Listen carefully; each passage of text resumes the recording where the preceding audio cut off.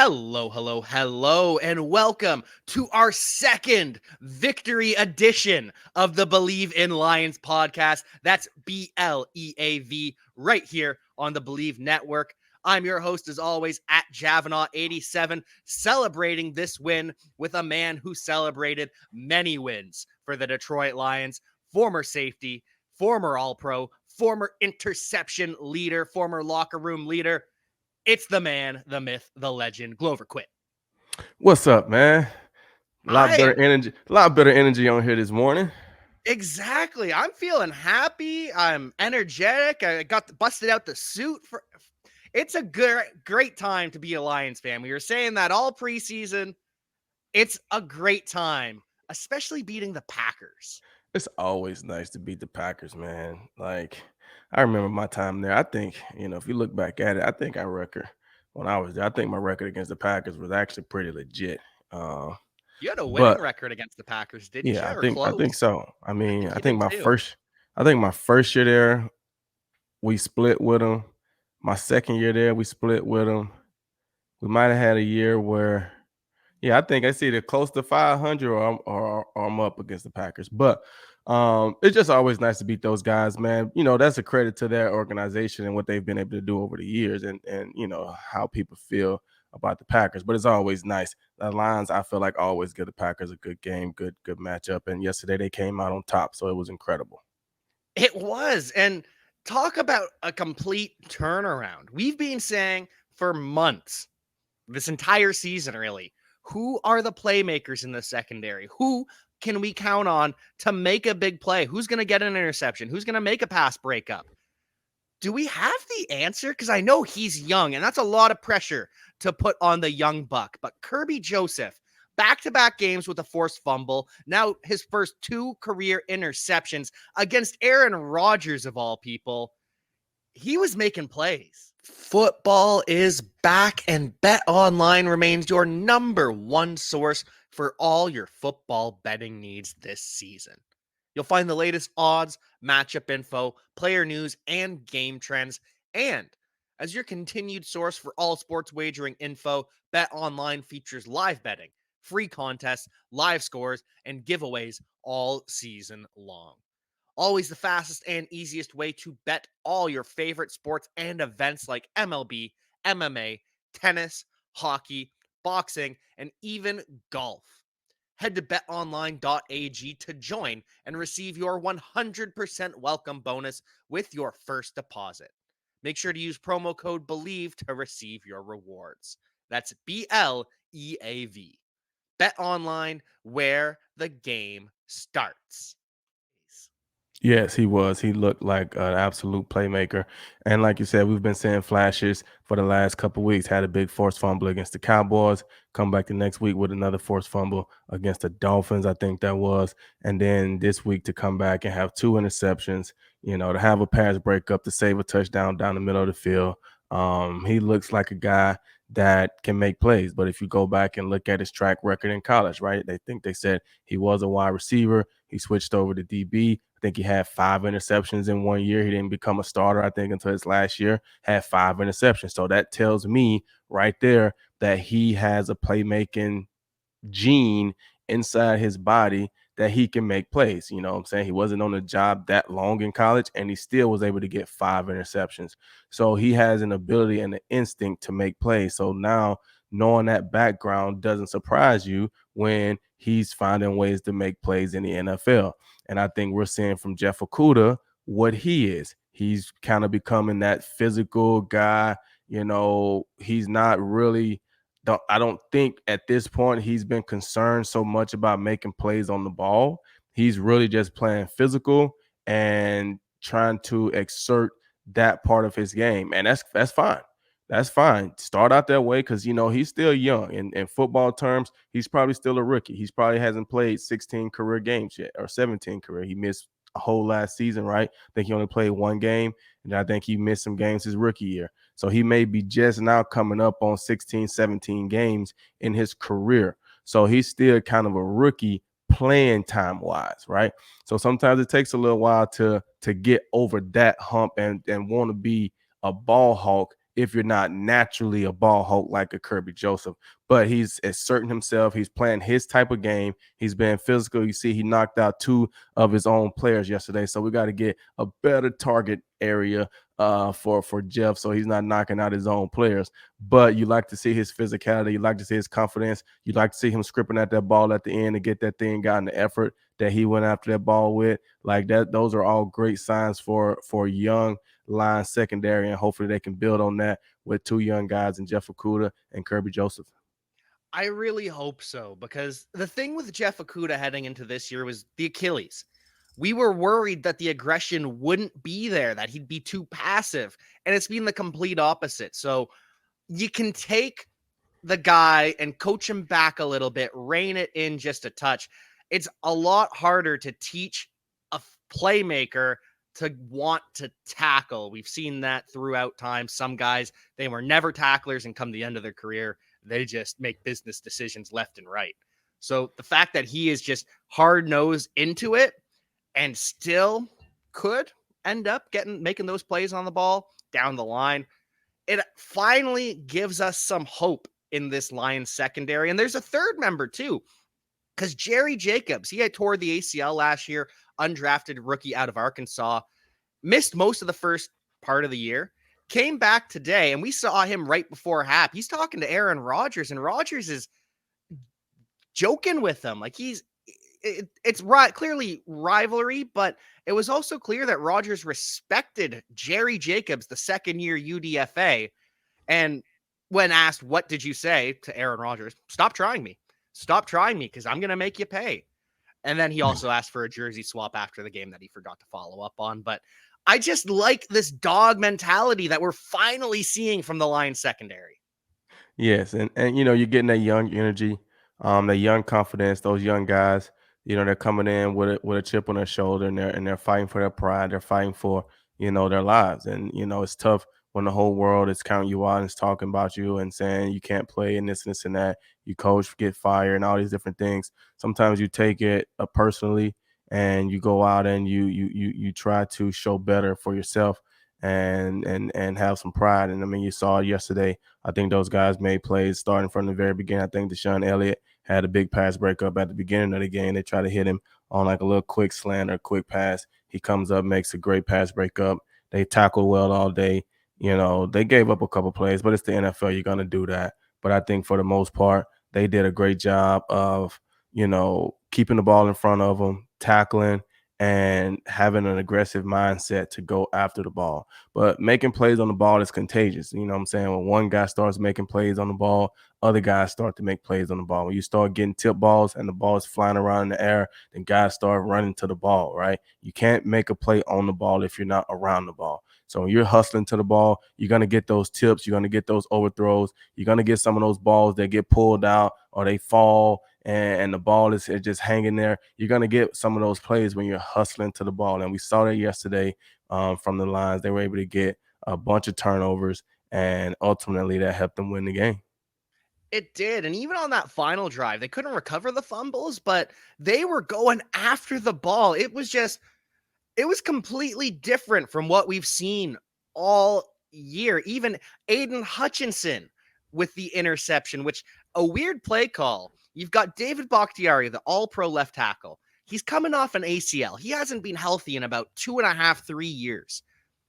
And you throw a pass to him where he gets injured, and you throw the interception to Aidan Hutchinson. So from bad to worse, but nice to see the rookie making some plays as well. Yeah, they try to catch the rookie sleeping, and put the veteran on him, roll away from him, and let the defensive end try to go and chase Aaron Rodgers down, and Bakhtiari pull him through. But Aiden Hutchinson played it smart. Obviously those D linemen should know and should understand that O linemen don't just let you go through. If they let you go through, it's probably for a reason. It's probably a screen behind you or something like that. When the O lineman just lets you go through or pulls you through, it's a reason why. And so he felt that Aaron Rodgers was rolling away from him. So why is Bakhtiari pulling me through? Why is he just letting me go? No, no, no. He puts his foot in the ground, turns around, and he gets a gift from Aaron Rodgers. And, that was one of my key matchups I think I had in the game. Aidan Hutchinson against Aaron, whoever they had at left tackle, being able to get pressure on Aaron Rodgers. And I don't think we saw as much pressure from Aidan Hutchinson on Aaron Rodgers, although they did force him out the pocket a lot of times, which they still have to clean up. We let Aaron Rodgers, even at his age, run for a couple key first downs, getting out the pocket and things like that. But he was able to come back and make a big play. And if you look at their first two drives, Kerby Joseph getting the interception in the end zone, and then Aidan Hutchinson coming back and getting another interception in the end zone. That right there was a tone setter for the game, because it could have easily been 14-0 and the Packers riding high. Instead, it was the Lions with 2 turnovers at the 2-yard line, and the defense was playing with a lot of confidence. And the last time Aaron Rodgers had multiple interceptions was 2017, I believe. I could be wrong on that. But to throw 3, just falling apart, and credit to this defense. And there's a lot of turmoil in this defense because we just fired our secondary coach, our defensive back coach, Aubrey Pleasant. And so Aaron Glenn, the DC, he was under the microscope, if we're being honest. Everyone wanted to know how he would respond because a lot of people thought, you're not firing the DC for the defensive problem? And so I don't want to say it's all solved. We fixed the problems in the secondary after one game, but you have to be encouraged what you saw. And Dan Campbell was so encouraged that he actually gave Aaron Glenn the game ball. Yeah, and that's a good, vote of confidence in AG. Like we said, when you got coaches that you feel like are the right people, then you got to stick with them through the good. You got to stick with them through the bad. Sometimes people have to fall through that, but we can find another guy that can be a defensive backs coach. We can find another guy that can maybe be a wide receiver coach. But sometimes you want to keep the leaders in place. And that's what Dan Campbell did. And, they responded. They played hard for AG. You saw the celebration in the locker room. They were excited for Aaron Glenn to get that game ball, because they must obviously know how much he cares, how much work he puts in. And they were able to finally put one together, and they were able to close out a game defensively. Yeah, you want your offense to be able to stay on the field and close out the game, and the defense not have to go back out there. That's when you're really, really, really at your best, when your offense can take the ball in the fourth quarter and put together a 6-7 minute drive and just milk the whole clock away and win the game. But sometimes it don't happen like that, and the defense has to go out there and make a stop, and they were able to do that yesterday against a historically good quarterback who he's not playing very good right now, but it's still a historically good quarterback in Aaron Rodgers and the Green Bay Packers. And so I thought that was a great job by Aaron Glenn, having his guys ready to go. They play with a lot of energy. They play with a lot of effort, and that's a credit to Ford Field. The stadium was rocking. I heard from different people how loud it was in there. And so for the Lions to be going through what they're going through, be a 1-6 football team, and to still have the fans be there into the game, excited, cheering loud, that's just a testament to how loyal the Lions fans are. That's a testament to them, the city. And so it was a great job for the Lions yesterday to reward those guys with a win and a good feel good for their Sunday. And I really think that this win did reveal a lot about the Lions team. And I wanted to ask you how players feel about coaches getting the game ball, because a couple weeks ago, Bill Belichick, when he passed Papa Bear George Halas to become the second winningest coach ever, he's given a game ball, but immediately gives the credit to the players because I'm just the coach. The players win the games. But then you see the Lions situation where the defensive coordinator or coach gets the game ball and he's literally lifted up by the locker room. They literally pick him up celebrating. So is that something where it just depends on who you are? Or is it just, hey, we're all in this together. Whoever gets the game ball, they deserve it. Yeah, I mean, I think it just all depends on the state and what's going on with the team. Obviously, for the Lions, like you said, there's been a lot of talk, a lot of heat, a lot of stuff on Aaron Glenn. And so, I mean, we're all human, right? So Aaron Glenn hears it, Dan Campbell hears it, the players hear it, everybody hear it, everybody knows it. And for your leader to stand up in through adversity and continue to lead, to continue to work, to continue to believe in you, and for you to go out and play a great game and get a win and then for him to get a game ball, that just shows you what's been going on in the building. That shows you the pressure. That shows you how they feel, that they understand that the defense hasn't been playing great. They understand that there's been heat on Aaron Glenn, and he's stood up, he's faced it, and he's continued to work and grind.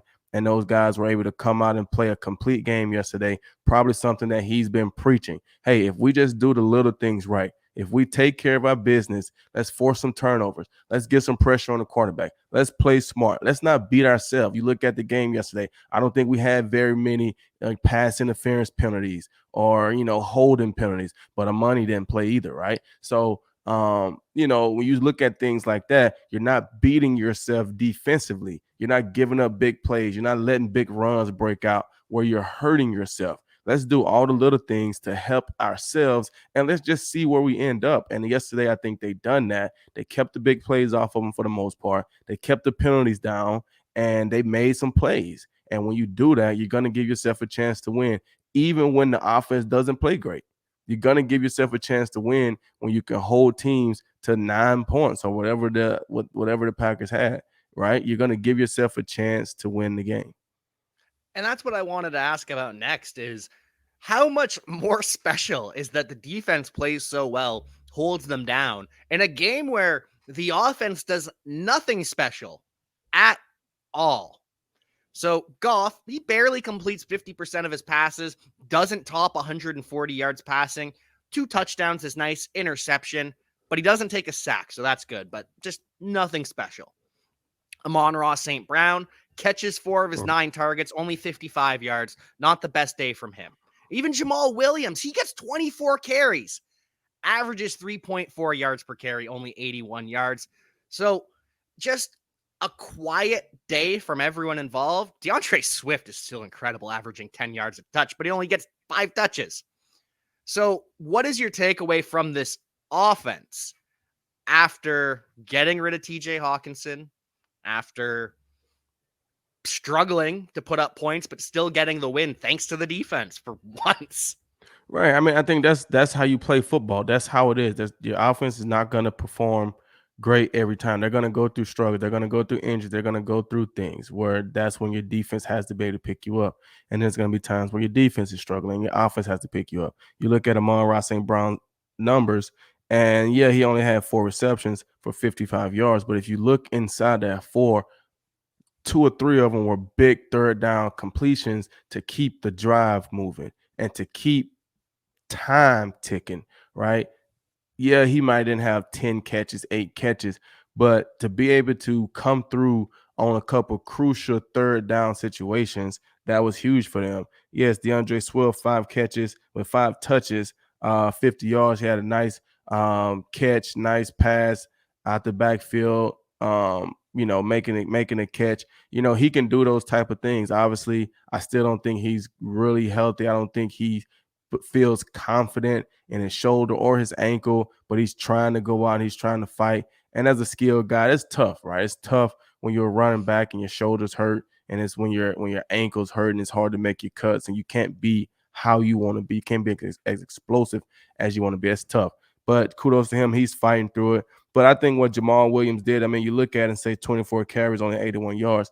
I mean, 3.4 yards of carries, that's averaging a first down, really, right? You give him 3 carries on the drive, first, second, and third down, is going to be 333.4. That's going to give you 10 yards and give you a first down. So when you see numbers like that and you see a low scoring offensive game, that just means they're running the ball, they're getting 3 yards in a cloud of dust, and they complete in a couple of crucial third down situations, and then they're playing complementary football. The Lions get a couple turnovers, they get a couple key stops, fourth down stops, they get, the ball in decent field position, and they do just enough to get a touchdown on the board here. They get a field goal or 2 there, and you just find a way to win the game. It's not pretty, but you find a way to win the game. And somehow found production from the tight end position without TJ Hawkinson. The rookie James Mitchell catches a touchdown. Shane Zylstra catches a touchdown. So they weren't the eye-popping numbers, but just, hey, they at least the red zone offense hasn't been killed. I can't. I struggle with that type of stuff. You know what I'm saying? Because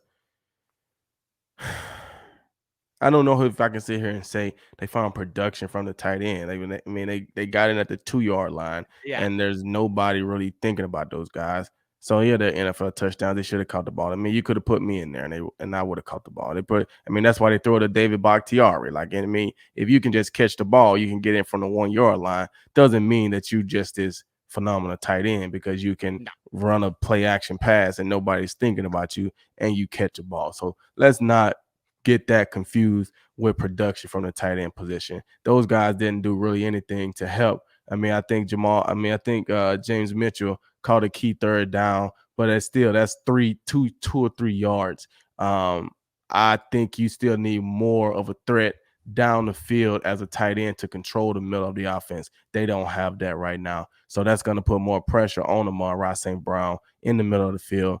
And you don't have anybody on the outside to help take the pressure off of Amon-Ra St. Brown on the inside.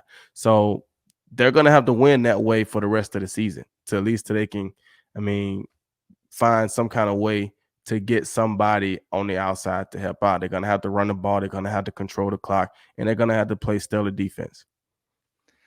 I should have clarified because they did only put up 9 yards. My Right. my worry though was TJ was really our only big receiver. So I'm Right. worried that we get to the goal line, we can't even do those play action passes because we don't have anyone to do it. So Right. that's what all I wanted to point out was we got, at least it hasn't completely evaporated, but there is so long for us to go. And heading out of this game, Dan Campbell admits, you know what, I'm just exhausted. I want to go home and have a beer. It's not too often you have coaches say stuff like that, other than the Super Bowl when you get Andy Reid saying he's going to go have a cheeseburger. So, do you just think that's an honest guy being honest, or do you read more into that than, because coaches are always just so, oh, on to next week, on to next week.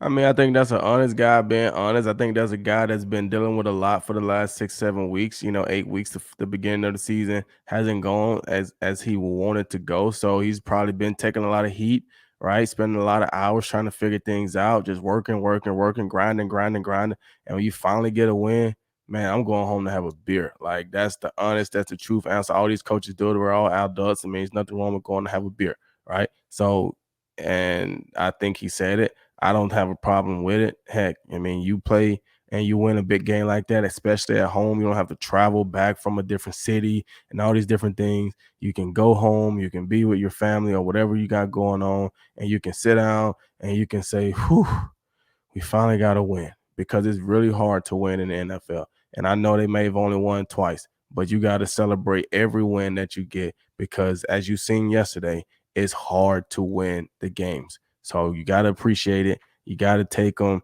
And congrats to coach. Go have you a beer. Heck, have one for me too. And that's how I took it as well. It's just Dan Campbell is more honest than most head coaches. And so when he's in the euphoria of that win, he's going to be a little bit more honest than he usually is. So I like that. Just shows that coaches are people, because we never get that peak that, hey, Bill Belichick is a real person because of the media quotes that he gives. And I'm not faulting him for it. It's just nice to see that curtain lowered to understand that, hey, these people, they're still just people. Right. And I think more coaches should be that way, because I think from the outside looking in, you know, you put up this persona to the world that like you're this robot when you're not. Like, you're normal. And that's why I think when they make normal human mistakes, everybody gets all up in arms about it, because they're being characterized as robots. No, man, they're human just like you. They got the same feelings you got. Yes, they may carry themselves a certain way because they're coaching or whatever for $1 billion organization. So this is not just regular little stuff. This is very high classified type stuff, right? So yes, they may have to carry themselves a little differently, and that's what they're supposed to do, to represent the organization and all those things. But they don't take away from the fact that they're human, right? So when they go home, they lay down just like you. They feel just like you. They sleep and wake up just like you. They want to have a drink just like you. They have kids, they have wives, they have things going on in their lives just like you. They have family that bugs them just like you. They have the same stuff going on as everybody else, and they have to keep it together to try to lead this organization to get wins. And so it's more coaches should be more honest about that and really connect with fans and people just to let them know, hey man, you know, I'm just like you. I'm just trying to make it. I'm just trying to do this and do that. You know what I'm saying? But I'm just like you. We got some of the same problems. And that's what I like about some of the younger coaches in the NFL. It's just a different style. You get Dan Campbell, he's a lot more emotional, a lot more honest. You get Mike McDaniel with the Dolphins, and he not so emotional like Dan Campbell, but brutally honest, has fun with it. And you even see him on the sidelines. Justin Fields runs for a first down, and Mike McDaniel's getting in his ear. Justin, can you please stop running for first downs? Just stop it, man. Stop. And he's obviously frustrated, but he's also having fun just being a regular person. And it's so different seeing that versus the cliche quotes of Aaron Rodgers in the locker room. Well, you can't lose games like that against that team. What does that mean? Because Well, both the Lions and Packers have 6 losses now, in case you haven't right. noticed. What do you mean by that team? Right. And first of all, shout out to Justin Fields for that incredible rushing performance. I hope he got all his rushing out this week or last week so he don't bring that to the Lions game this week. But for Aaron Rodgers, to make that comment, obviously that's a shot at the Lions. That's a It shot at the is. organization about that team.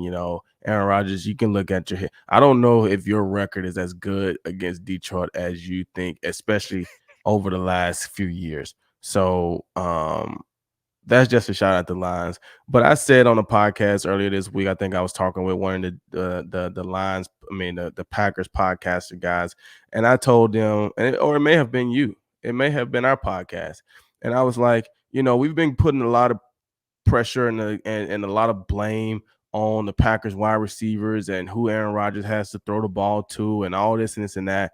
And his receivers have been taking a lot of flack for it, right? Yes, they are leading the league in drops, I think, and all types of stuff like that. I said, but if the Lions beat the Packers, we're not going to be pointing the finger at his supporting cast. We're going to be pointing the finger at Aaron Rodgers. And that's exactly what we're doing today because he did not play great. He can sit there and throw his arms up and flail and all this stuff and try to make it seem like his receivers are running the wrong route or they should have bent it over a little more or they should have done this or done that.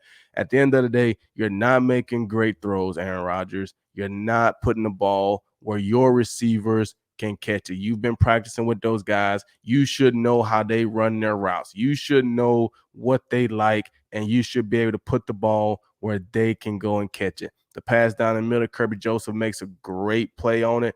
Aaron Rodgers got to put that ball farther in the end zone, but we're seeing a lot of his throws coming up short. Is he losing some of his arm strength because he's getting a little older? Those things are happening. And I think for people, it's hard to see that. It's hard to accept that because he's been great for so long. And you feel like he's going to be great forever. But he's human, just like we were just talking about, like everybody else. And so we're seeing a lot of throws that he's just not making, right? I think last night, looking at that Chiefs and Titans games, that's what we used to see from an Aaron Rodgers. Patrick Mahomes, in my opinion, outside of Travis Kelce, didn't really have a lot of help last night from his receivers. The Tennessee Titans were locking those guys up. But Patrick Mahomes found a way with great play by his defense. I'm not going to take any credit from them, right? To make some plays, run for first downs, make timely throws here, scramble around. It looked like, he threw the ball more times than I've ever seen him throw it. And it looked like he was running for his life almost every single play. I don't know if I've seen many plays where Patrick Mahomes came out and threw the ball on time, just like boom, boom, boom, throw the ball. It was like hold, move, look, scramble, run, run. But he found a way to win the game. And that's what we're used to seeing for so many years from Aaron Rodgers, right? Regardless of his supporting cast, he's going to find a way to make enough plays to win the game. And I don't think we're seeing that right now. And I think some of the throws that he's making, he missed a throw to I think his name, coming across the middle. He throws it a little short. He threw the one down the middle to that Kerby Joseph, a little short. Obviously Kerby makes a great play on the tight end, undercutting that ball, but that's a throw that Aaron Rodgers generally can make that the safety can't make a play on. You look at a few different throws in that game, he's just not throwing the ball like we're accustomed to seeing. And you can say it's his receivers, but after yesterday, I'm going to put the blame on Aaron Rodgers. And it seems as though Lil Wayne actually might be putting the blame on Aaron Rodgers too. Tweets after the game that the season's over, RIP to the season. We should have traded 12 last year. And I gotta ask, as an athlete, because Lil Wayne's not your peer if you're Aaron Rodgers, but he's a celebrity. He's a big name. So when you see that, does it impact you at all? I mean, I don't think it impacts you from, any standpoint other than a normal fan, Okay. right? Because in my opinion, fans are fans, and you love them, but you also got to keep in context that fans are fans, and that's some things that I talk to my kids about even at this day and age, to understand that fans are fans. Meaning, when you're playing well, fans are gonna love you. When you don't play well, fans are gonna be they want somebody in there that's gonna play better, right? Because they don't know you personally like that. They don't know you, they just want to win the game. And when you're doing something to help them win and help them feel good, they're going to love it. When you no longer can do that, they want somebody else. That doesn't mean that he hates Aaron Rodgers. Obviously, he's been very outspoken over the years about his love for Aaron Rodgers. But that doesn't mean that at some point Aaron Rodgers' time is up, right? It's the same way for musical artists, right? They go through a stretch where everybody loves them, and then as they get older, or people may start to, I'm kind of tired of listening to that type of music, or I don't really like he's this or that, right? So things like that happen. So for Aaron Rodgers, yeah, it sucks because that the fact that he is a celebrity and the fact that he is as big as he is, that's why we're talking about it, right? Hundreds of thousands of people could have sent out that same tweet yesterday and we wouldn't have even known about it. But the fact that Lil Wayne sends out that tweet, now the whole world gets to hear about it. Everybody sees it. And now one of the Packers' biggest fans that's been very outspoken about the Packers. I mean, I think he was at the Packers performing a couple years ago. Like, he's been very outspoken about being a huge Packer fan. So to see one of their celebrity fans say the season is over, which we knew that, but that they should have traded 12, that's going to be a topic of discussion. And Aaron Rodgers has, unfortunately made that a topic of discussion. It is. And another topic of discussion that just came in right this second, the Indianapolis Colts have fired head coach Frank Reich. He becomes the second head coach to be fired on the season. This is a live breaking news. So Glover, the 3-5-1 Colts, they have absolutely disappointed, but they're still ahead of the Rams, the Broncos, the Browns, the Cardinals, the Packers, the Jaguars, the Bears. Interesting to pull the trigger this soon. And we all knew this move would come at the end of the year, but just interesting. Yeah, that's very interesting, especially in the middle of the season, and especially when, like you said, it's 3-5-1. I feel like when you have stuff like that, it's a lot of things going on internally that we don't get to see. Right there's some philosophical differences. There's some locker room things going on. There's some things going on that we're not seeing. Right, it could have been the Matt Ryan thing. I don't know if that could have been something that just went completely downhill, and they put the blame on the head coach. It could have been a lot of different things, but to fire your head coach in the middle of the season, when, I mean, you still got 9 games or 8 games left to play. Who knows what you can do in those 8 games? I mean, maybe they just gave up hope already. And I feel like as a player, that's what you feel. You're coming off a loss to the Patriots. You just fired the head coach. As a player, you feel like they've given up. Mm-hmm. They've given up. They've given Especially, up. And when you do that, all the players are put on notice, because a new head coach is going to be there. You're going to have an interim for the rest of the year. And then next year, they're going to have a new coach. So you're playing for your lives. That's either going to be a spark for some of those guys or not.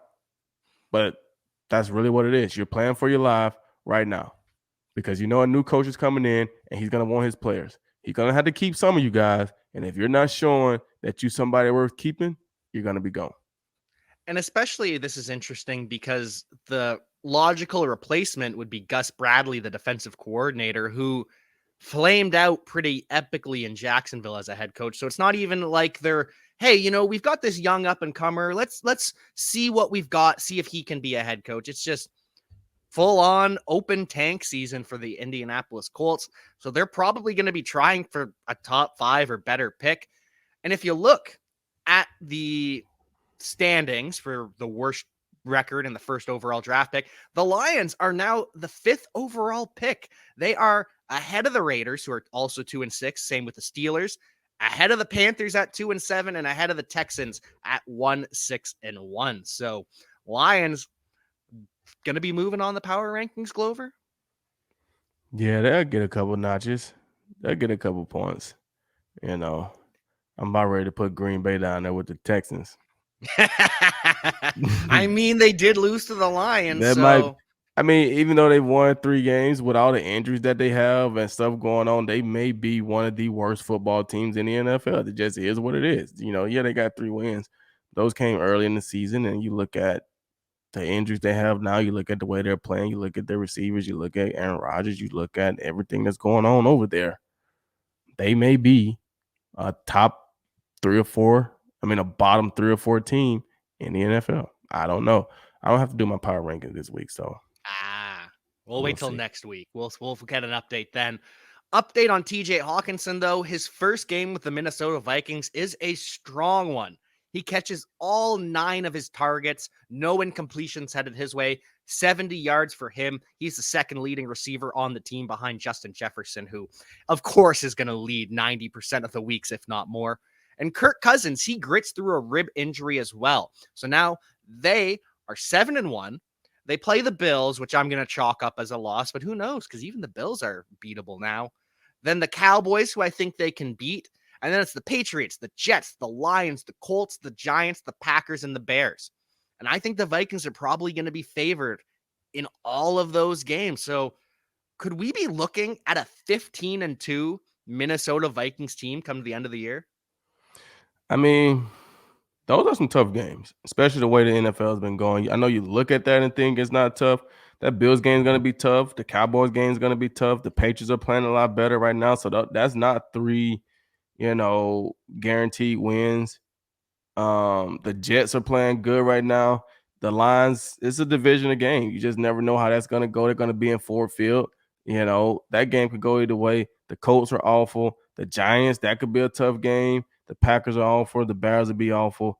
I don't know if they'll be 15-2, but I can say they'll probably get to 10, 11 wins, 12 wins. But I don't know if they'll get to 15-2. But I can see them clinching the division. It'll probably take them, with them having the Bills and the Cowboys and the Patriots and the Jets. It'll probably take them 5 or 6 more weeks to clinch, but I can see them clinching. I don't know if they'll be favored, but those would be tough games. And the way the NFL is going, I don't think they'll win all 4 of those next 4 games. So they could end up being 7-4 in the next couple of weeks. You know what I'm saying? But I do think the addition of TJ Hawkinson, like I said, when you have that threat in the middle of the field, right? When you can get 9 catches for 70 yards from your tight end, he is on the defensive scouting report because that controls the game. 70 yards, that's 7 first downs. That's 7 first downs. That's, you know what I'm saying? So when you have that threat, it's going to open things up for Justin Jefferson. It's going to open things up it's just going to open more things up because now they have to pay attention to TJ Hawkinson. And to have 9 catches, 9 targets in your first game when you just got there on Tuesday, you had 3 days of practice. That means Kirk Cousins feels very comfortable with you to even look your way 9 times. Very comfortable with you, and that's only going to help the Minnesota Vikings offense. So if they get to 15-2, I'll be surprised. But I can see them being, 12 and whatever it is, 12-5, something like that. I just had to see if I could get you to praise the Vikings too much. I knew this would be the answer, but I wanted to see where we'd go with this. But I agree. And now you'll start looking at the playoffs, and we're in. And again, this is going to change so much by the time we get there, but we're looking at a pretty fun playoff so far. The Eagles are on bye at 8-0. The Vikings would be hosting the 49ers, who are the wild card team at 4-4.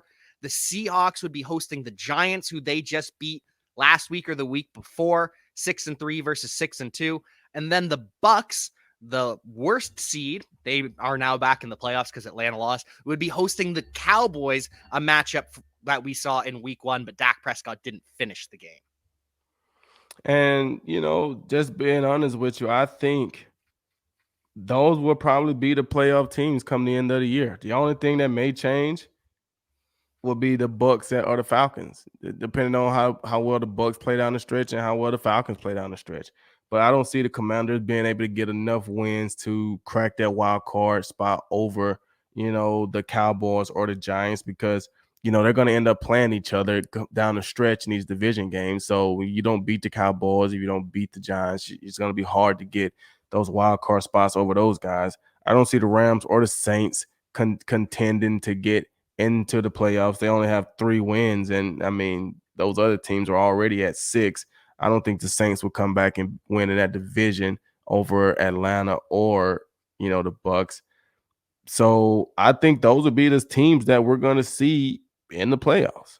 And, the Giants, Cowboys could, switch up, but I think those are going to be the teams coming out of the NFC. Yeah, I don't see anybody else. we might see some shakeups in who plays who is the second seed, the third, the fourth, etc. It's looking tough for the 49ers to catch the Seahawks even in the West. I think they're both going to be playoff teams, but it's a fun time in the NFC. The division isn't as top heavy as it's been in the past, but it's still a lot of fun. And then over in the AFC, there's a lot of exciting matchups here too, because the 6-2 Bills are would get the bye, but they're starting to look fallable. They've lost 2 division matchups, both to the Jets and the Dolphins. So then we get Kansas City hosting the Chargers. That would be a really fun game. The Ravens would be hosting the Dolphins. That was a shootout earlier this year that the Dolphins win. And then the Titans host the Jets. And that is going to be maybe the most physical football game we've seen in the past 5 years. No question. That's going to be a slobber knocker. Yeah. That NFC, I mean, that AFC it's shaping up to be, it's literally shaping up to be an AFC East and an AFC West playoff with the winners from the AFC South and the AFC North. Seriously, because the AFC East got 3-4 teams that could potentially, I mean, you look at the Bills, you look at the Jets, you look at the Dolphins, and now you got the Patriots that are sitting there at 5 wins, right? So you never know how that's going to turn out. Then you got the Chargers, you got the Chiefs. Those 2 teams, they're going to be there to come the end of the year. And then, you look at the Bengals, without Jamar Chase, yeah, they got a big win yesterday against Carolina, but that's Carolina. Without Jamar Chase, it's going to be tough, but they are the Bengals, right? So they can, they can slide in there too. I think the Titans are safe. That division is down. I think they're safe. The Ravens and the Bengals are probably battling it out, and I think one will get the division, obviously, and one of them will get the wild card. I think the Dolphins, the Patriots, the Jets, that's going to be a tough one, man.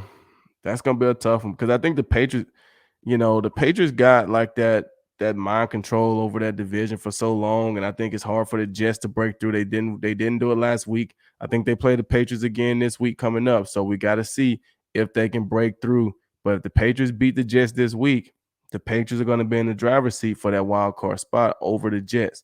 The Dolphins look good with Tua. Oh, it's tough, man. That division, and like you said, the Bills, you know. But that's the thing that you expect. And like I said, it's very hard to be really good every game for a whole season, right? And that's what scares me about the Eagles. That's why, when I did my picks last week for the Super Bowl, it's hard for me to pick the Eagles. Like, yeah, they're the top team right now, but we see it time and time and time and time again where these teams they just play great all season, then they get to the playoffs, they get the bye, and then they lose in the first round or the second round, or they win that one home game and then they lose in the championship game. And it's just like, because it's hard, man. The pressure week in and week out. Like sometimes you just want to lose just to take the pressure off of you. Just to take the people talking about can they be 17-0? Can they just to take all that off? You just want to lose one time. But I guess nobody tries to lose. You hope to get rid of the pressure, but you're not throwing the game. No, no, but I think at some point reality is going to kick in. Just the law of averages, the history. Certain things have never been done, and doesn't mean that it can't be done, but you understand it's going to be very difficult. So I think the Eagles know it's going to be very difficult for them to win all 17 regular season games and then go and win 3 games in the playoffs to win a Super Bowl. I don't think anybody's ever been 20-0. We haven't ever played 20 games. So that'd be the first team ever in the history. Somebody got to do it at some point, I guess. It's just tough. It's tough. And I don't know if the Eagles are the team that can do it. I mean, they play it well, but they've shown some flaws as well. And the NFL is tough, man. It's tough. All it takes is one day to not be on your game. I mean, if they were playing against a better team Thursday night, they would have lost. The Texans took them to the brink, right? If they were playing against another top team and that playing at that level, they would have lost Thursday night. So it's tough. We'll see how it goes. We will. We'll see how it goes for the rest of the season for the NFC, the AFC, the NFL, and most importantly, the Detroit Lions. See if they can stack a couple wins going forward. But make sure you check out our sponsors over at betonline.ag. Glover, anything to send the people off with this week? Go Astros. Sorry, I had to say that. Oh man. So shout out to the Houston Astros. I live in Houston. They won that World Series, so that was huge for the city. Big time. Shout out to those guys. Shout out to the Detroit Lions getting a huge win. Shout out to Kerby Joseph. Great performance. Keep that energy. Keep having fun. I hope you can get out of concussion protocol. Jeff Okuda, work on your targets, man. You can't be taking out your good players, man. I love your physicality, but you gotta hit the other guys. You can't be hitting your guys. But outside of that, man, thank you for the Lions for, getting a week off to a great start, right? Getting a week off to a great start. I'm sure there's a lot of Lions fans that are happy to go to work this morning because the Lions got a win. So shout out to those guys. Shout out to Coach Campbell, AG. Guys, keep working. And that's all I got. And of course, we will be back to bring you everything Detroit Lions. But until then, we will see you next time.